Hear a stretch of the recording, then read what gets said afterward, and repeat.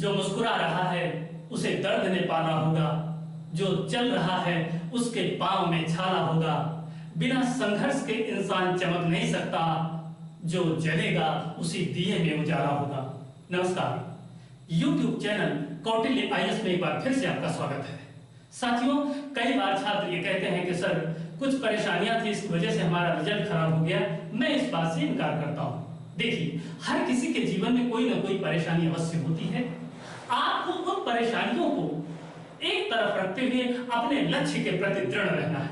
यदि मन में विश्वास है, ईश्वर के प्रति विश्वास है और अपने लक्ष्य के प्रति आप दृढ़ हैं, तो याद रखना एक दिन वो आएगा जब आपकी सारी परेशानियां दूर हो जाएंगी और आपका जो सपना है वो साकार हो जाएगा।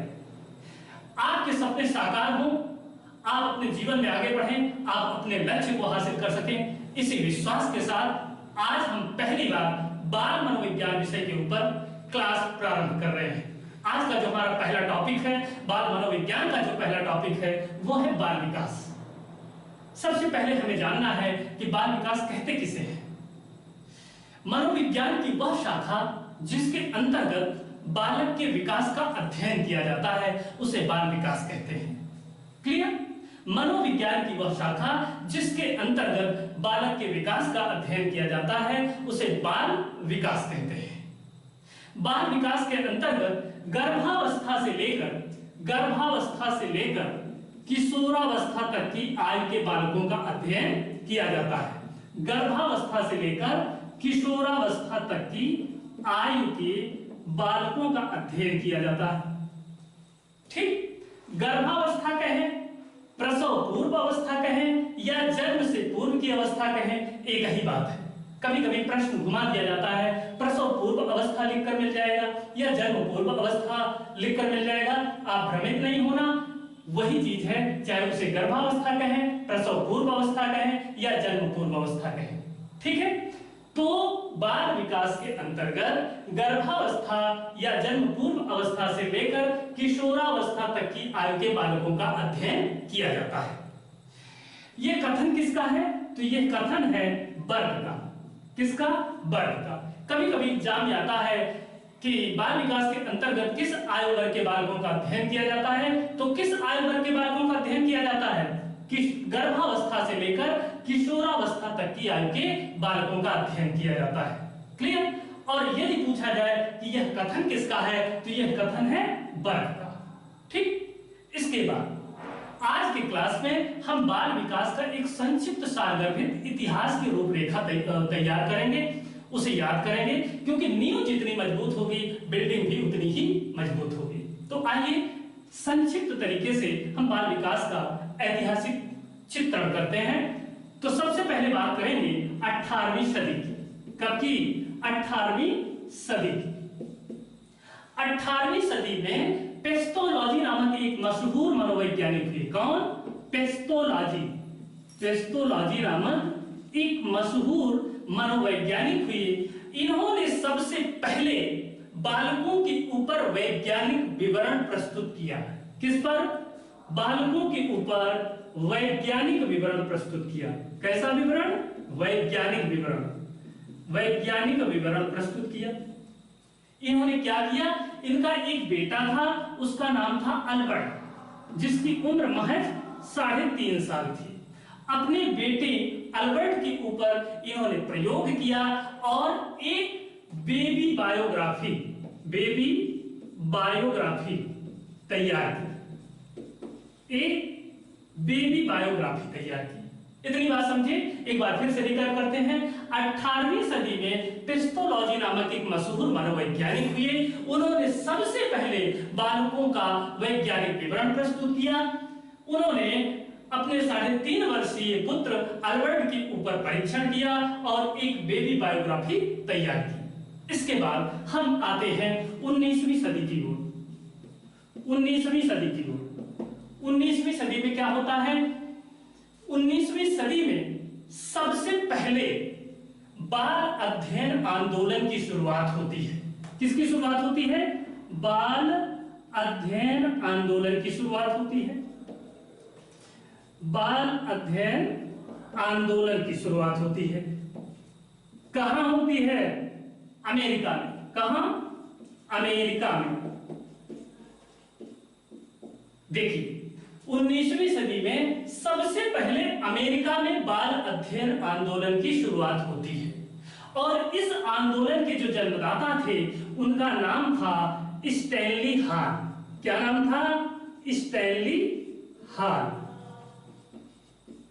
इसीलिए चूंकि सबसे पहले बाल अध्ययन आंदोलन की शुरुआत करने वाले स्टैनली हाल साहब थे, इसीलिए स्टैनली हाल को बाल मनोविज्ञान का जनक भी माना जाता है। क्या माना जाता है?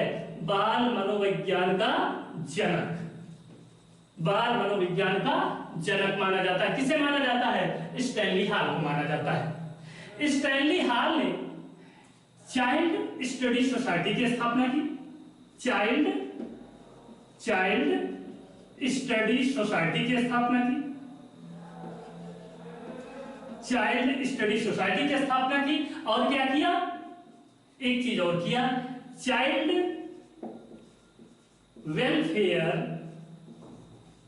वेलफेयर ऑर्गेनाइजेशन की स्थापना की। तो 19वीं सदी में सबसे पहले अमेरिका में बाल अध्ययन आंदोलन की शुरुआत होती है। बाल अध्ययन आंदोलन की शुरुआत करने वाले स्टैनली हाल जी थे, इसीलिए स्टैनली हाल को बाल मनोविज्ञान का जनक माना जाता है। स्टैनली हाल ने चाइल्ड स्टडी सोसाइटी की स्थापना की और चाइल्ड वेलफेयर ऑर्गेनाइजेशन की स्थापना की। क्लियर? इसके बाद हम आएंगे 20वीं सदी की ओर। 20वीं सदी की ओर। 20वीं सदी में एक प्रसिद्ध, बल्कि यूं कहें कि दो प्रसिद्ध मनोविज्ञानी हुए। उनका नाम था क्रो एवं क्रो। क्रो एवं क्रो ये प्रसिद्ध मनोविज्ञानी थे। ये एक नहीं है, दो है। एक का नाम था लिस्टर क्रो और दूसरे का नाम था एलिस क्रो। ठीक है? इन्होंने एक प्रसिद्ध स्टेटमेंट दिया कि 20वीं सदी बच्चों की सदी है। 20वीं सदी बच्चों की सदी है। 20वीं सदी बच्चों की सदी है। ठीक है? ये स्टेटमेंट दिया। ये स्टेटमेंट बहुत मशहूर है और ये परीक्षा में पूछा भी गया है, इसलिए इसे याद रखना। ठीक है? एक चीज 19वीं सदी की छूटी है, उसे मैं बता देता हूं। 19वीं सदी के उत्तरार्ध में यानी 1887 ईस्वी में 1887 ईस्वी में पहली बार बाल सुधार गृह स्थापित किया गया। पहली बार क्या हुआ? पहली बार बाल सुधार गृह स्थापित किया गया। कहां किया गया? न्यूयॉर्क, यानी अमेरिका के न्यूयॉर्क शहर में।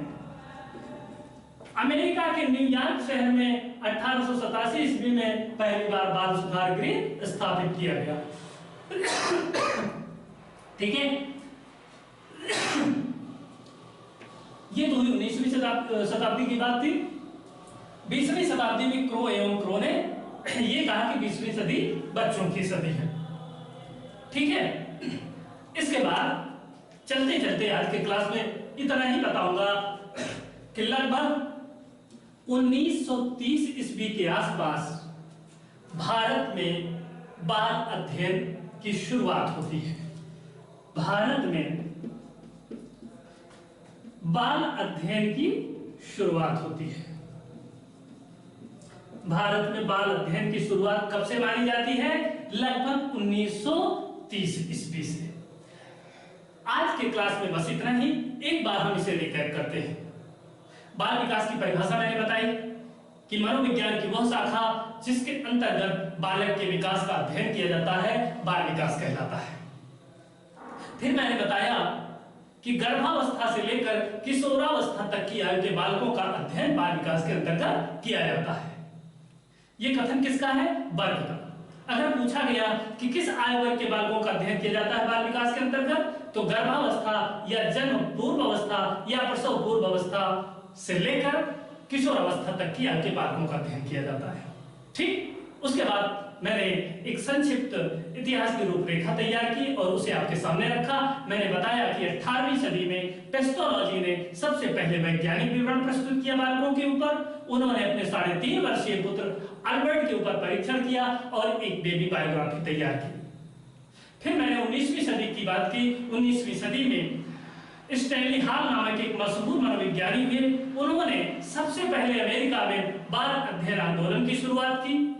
क्योंकि बाल अध्ययन आंदोलन के जन्मदाता स्टैनली हॉल थे, इसीलिए स्टैनली हॉल को बाल मनोविज्ञान का जनक भी माना जाता है। स्टैनली हॉल ने चाइल्ड स्टडी सोसाइटी और चाइल्ड वेलफेयर ऑर्गेनाइजेशन की भी स्थापना की।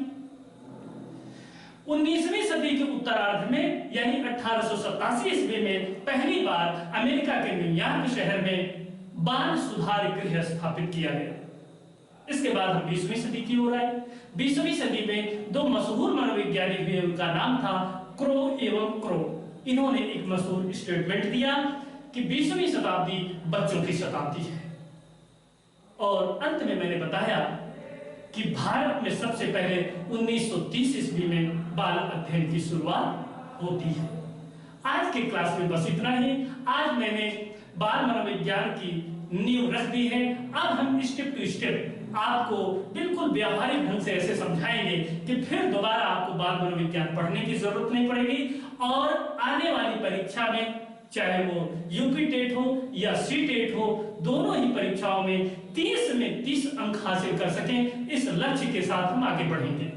अगला जो हमारा टॉपिक होगा वो बाल विकास के ही अंतर्गत होगा और उसका नाम है अभिवृद्धि एवं विकास। ये बहुत बढ़िया टॉपिक है। यहाँ से हमेशा प्रश्न आते हैं और 5 मिनट का क्लास है। कम से कम 50 से 60 प्रश्न बनते हैं और अक्सर यहाँ से प्रश्न पूछे जाते हैं। मैं बिल्कुल प्रैक्टिकली ऐसे समझा दूंगा कि फिर दोबारा आपको पढ़ने की जरूरत नहीं पड़ेगी और कभी भी यहाँ से आपका प्रश्न गलत नहीं हो सकता। बस चलते चलते इतना ही कहूंगा कि चैनल को सब्सक्राइब करें, लाइक करें, शेयर करें। आज की क्लास में बस इतना ही। हमें इजाजत दीजिए। नमस्कार।